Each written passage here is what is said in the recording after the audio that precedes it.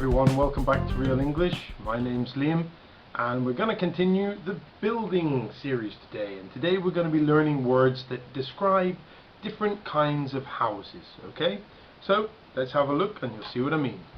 But first of all, let's have a look at this beauty. Look at that bridge. That's what you call, I don't believe this picture is real, but if it is, absolutely priceless. I think it's a bit of Photoshop, because surely they would have kind of seen that they weren't kind of level before this point, but still, the idea is quite funny. Anyway, let's have a look at the words we're doing today. Terraced house, a bungalow, a semi-detached house, a detached house, and a mansion. Alright, so a terraced house. So if these are actually very common in England. I'm not sure about where you live, but if you have a look in the picture, you'll see the houses are like this, and this is what we call a terraced house. Okay, so you basically, they're in a long line and you have houses both sides of you, or most of them do. Okay, as you can see, they're in lines, and so lots of housing. Okay, and this is what we call a terraced house. So lines of houses that are all joined together. Many cities in England have terraced houses, like Liverpool, Birmingham, things like that, as well, of course, now more modern high-rise buildings that we learnt in the first video.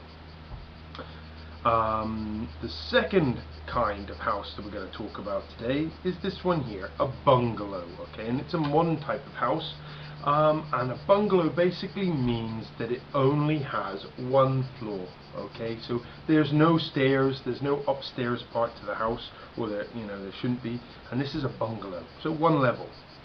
My grandparents own a bungalow because they can't climb any stairs. Okay, so bungalows are okay for people if you've got lots of land and you can afford to build out instead of up.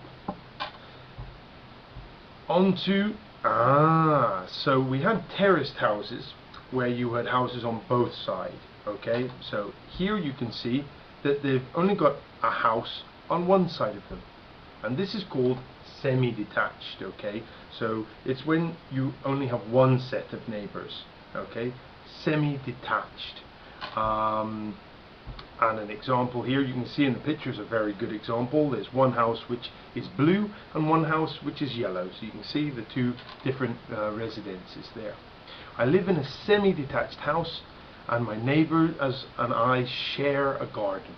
Okay, so maybe you share a garden, but usually you actually have two separate gardens as well, because we all know if you share things with your neighbours, time for a fight, usually.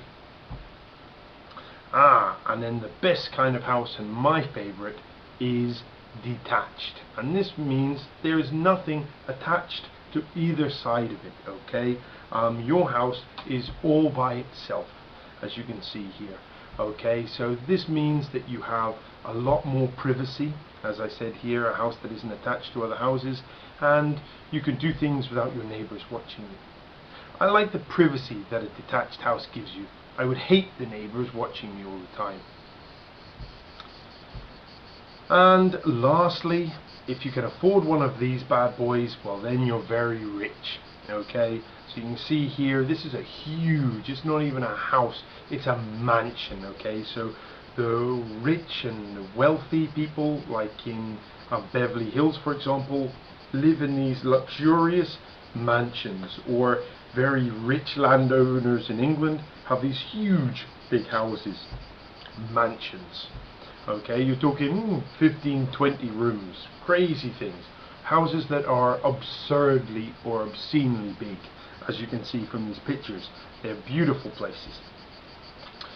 There are many rich people who own massive mansions in Beverly Hills.